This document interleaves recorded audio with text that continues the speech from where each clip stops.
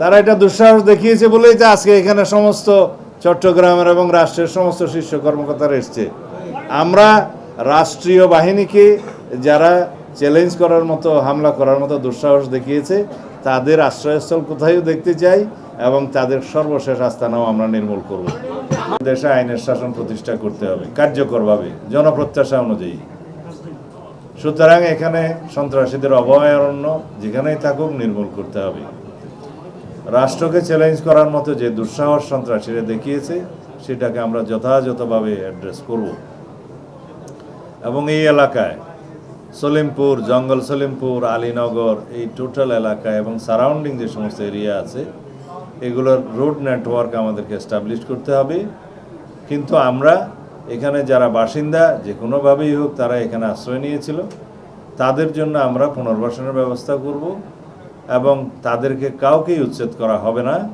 আমরা এখানে সরকারি যে সমস্ত স্থাপনা করতে চাই, যে সমস্ত একাডেমি করতে চাই, সেগুলোর জন্য জায়গা নির্ধারণ করার জন্য আমরা আজকে ম্যাপ নিয়ে সমস্ত ডিপার্টমেন্টাল হেডদের সাথে আলোচনা করেছি এবং এগুলো বাস্তবায়ন কীভাবে করা হবে সেটা আমরা পরীক্ষা নিরীক্ষা করে দেখেছি।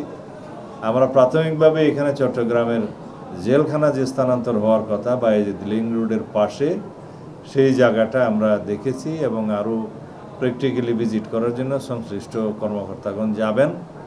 এখানে কাউকে ডিস্টার্ব করা হবে না, কোনো বসতি উচ্ছেদ করা হবে না। নির্মাণে নাম্বার 1 শাহ সিমেন্ট। কিন্তু আমরা এই কারাগারের স্থানটা আমরা আগে নিজেদের দখলে নিয়ে, কারা অধিদপ্তর, আইজি প্রিজন তার দখলে নিয়ে পরবর্তী উন্নয়নের ব্যবস্থাটা আমরা করব।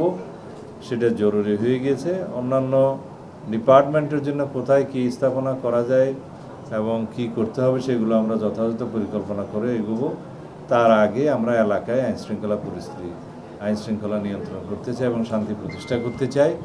আর সন্ত্রাসীরা যেখানে আশ্রয় নিয়ে থাকুক না কেন, যাদেরই প্রশ্রয় নিয়ে থাকুক না কেন, সেগুলো সব কিছু আমরা চিহ্নিত করে তাদের বিরুদ্ধে ব্যবস্থা নেব ইনশাআল্লাহ।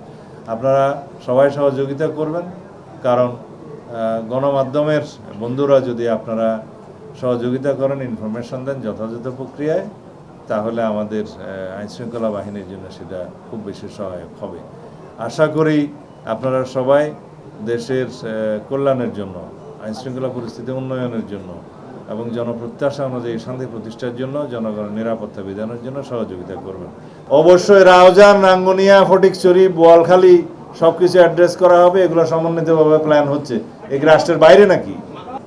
ঐতিহ্যবাহী পুলিশ, তার সাথে বিজিবি ছিল, র্যাব ছিল, মিলিটারি ছিল, অন্যান্য বাহিনী ছিল, হেলিকপ্টার সাপোর্ট নিয়েছিল, 4000 বাহিনী গিয়েছে।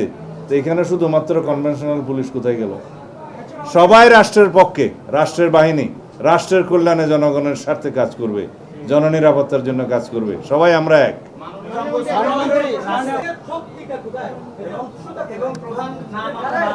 তারা এটা না করলে কি স্বরাষ্ট্রমন্ত্রী এখানে আসতো?